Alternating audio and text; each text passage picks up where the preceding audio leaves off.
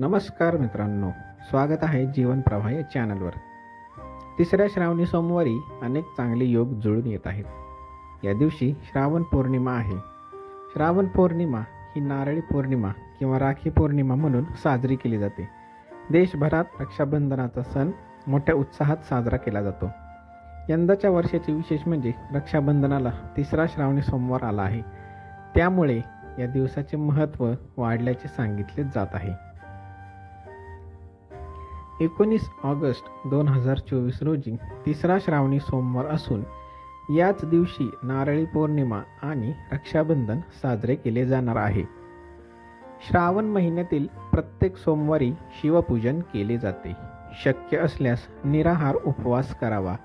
शिवलिंग किंवा शिवप्रतिमा उपलब्ध नसेल तर पाटावर शिवलिंगाचे किंवा शिवाचे चित्र काढून त्याची पूजा करावी।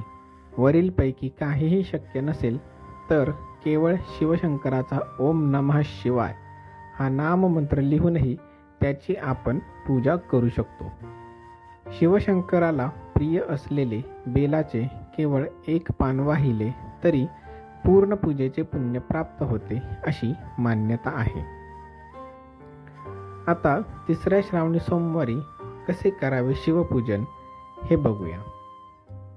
श्रावण सोमवारी संपूर्ण दिवस उपवास करावा, तो दुसऱ्या दिवशी सोडावा। मात्र आजारी व्यक्ती, गर्भवती महिला, ज्येष्ठ नागरिकांनी रात्री भोजन केले तरी चालते। सकाळी लवकर उठून नित्यकर्म उरकल्यानंतर श्रावणी सोमवार व्रताचा संकल्प करावा। यानंतर महादेव शिवशंकरांचे ध्यान करावे। ओम नमः शिवाय या मंत्रोच्चारासह शिवशंकराची तर ओम नमः शिवाय या मंत्रोच्चारासह पार्वती देवीची यथोचित षोडशोपचारी पूजा करावी। या दिवशी एकभुक्त राहावे। तिसऱ्या श्रावणी सोमवारी कोणती शिवमूठ वाहावी?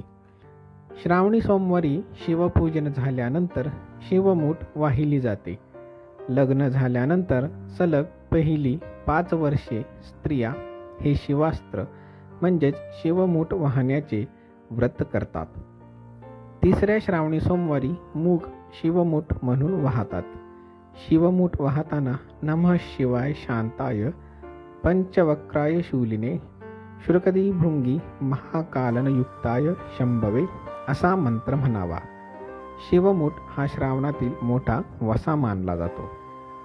व्हिडिओ आवडला असल्यास एक लाईक नक्की करा आणि चॅनलला सबस्क्राईब करा।